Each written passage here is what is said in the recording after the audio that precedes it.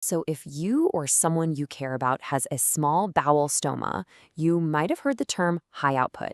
And yeah, it can sound pretty worrying. But what does it actually mean? Well, in this explainer, we're going to break it all down, what causes it, and give you some clear, practical steps to manage it and protect your health. All right, here's our game plan. First, we'll cover how your stoma is supposed to work. Then we'll get into what high output really is. After that, we'll dive into the good stuff, the tools you can use to manage it, like diet and medication. And we'll wrap up with the really crucial signs that tell you it's time to call a doctor. Okay, so before we can really get into the whole high output thing, we got to understand what normal even looks like. Let's take a quick peek at the incredible job your small intestine is designed to do every single day. Simply put, a small bowel stoma is just a new pathway. It's an opening that a surgeon creates to let waste leave your body directly from your small intestine. Think of it as a new exit route. And this is the really critical part. Your small intestine is an absolute powerhouse. I mean, it handles something like 9 to 10 liters of fluid every day. That's from everything you drink, eat, and even your own digestive juices. Its number one job is to soak up most of that water and all the good stuff, the nutrients, before waste moves on. So what happens when that whole absorption process gets thrown off track? Well, that's where we get to our main topic, the high output stoma. The magic number to keep in your head is 1,200 milliliters, which is about 1.2 liters. If your stoma puts out more than that in a 24-hour period, that's what we officially call high output. To put it simply, a high output stoma just means that waste is moving through your system way too fast.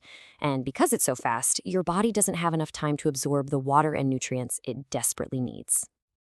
Now, this slide, I think, shows it perfectly. It's all about the consistency. A normal, healthy output is kind of like applesauce, thicker. But with a high output stoma, it gets really watery, almost like tea.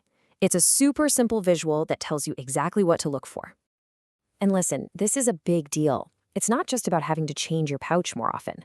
This poses some real health risks. Losing that much fluid can lead to serious dehydration. You lose essential minerals called electrolytes, and it can leave you feeling weak and can even lead to kidney problems down the road.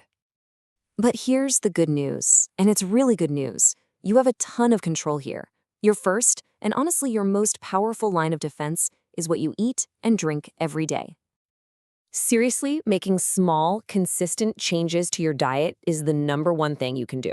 You'd be amazed at how little adjustments can make a huge difference in thickening your output and getting that volume back down to normal.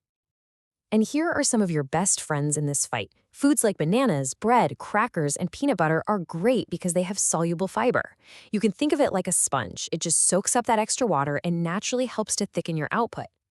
Now, on the flip side, it's just as important to know what to watch out for. Sugary stuff, we're talking juice, soda, candy, they can actually make things worse. They can pull more water into your intestine, which, you guessed it, makes your output even higher. Okay, now this might be the single most important and honestly surprising thing to learn. It seems so logical, right? I'm dehydrated, I need to drink a ton of water. But with a high output stoma, plain water can just flush right through you, taking precious salts with it. The real solution is a special drink called an oral rehydration solution, or ORS. And the great thing is, you can make this right at home. This recipe has the perfect mix of salt, sugar, and minerals to help your body actually absorb the fluid instead of just letting it pass through. Sipping on this throughout the day is so much better for you than just plain water. It replaces exactly what your body is losing. Now, what if diet and hydration changes just aren't cutting it? Don't worry, that's totally okay. The next step is medication, and your doctor has a very clear step-by-step plan for this. This isn't just guesswork, you know? It's not about trying random things. Your healthcare team follows a really careful, structured approach to find the right medicine and the right dose that's perfect for you to help slow things down. Usually, the plan starts with a common medication like loperamide. Its job is basically to tell your gut to slow down. If that's not quite enough, another medication might get added to the mix. And in some cases, your doctor might even prescribe something to reduce stomach fluids, which helps lower the overall volume. And here is a fantastic pro tip for you. Timing is everything. If you take these medications about a half hour before you eat, it gives them time to kick in. That way, they're ready to go, slowing down your digestion right when you need it most. All right, we've gone over all the tools you can use to manage this, but now we have to talk about maybe the most critical piece of the puzzle, knowing when it's time to pick up the phone and call your doctor. You've got to listen to your body. It's really good at giving you warning signs when dehydration is starting to become a problem. Let's make sure we know what those signs are. Please pay close attention to these. Feeling dizzy, lightheaded, noticing your pee is really dark, feeling incredibly weak, or getting muscle cramps, these are all red flags. If you feel any of this, don't just wait and hope it gets better.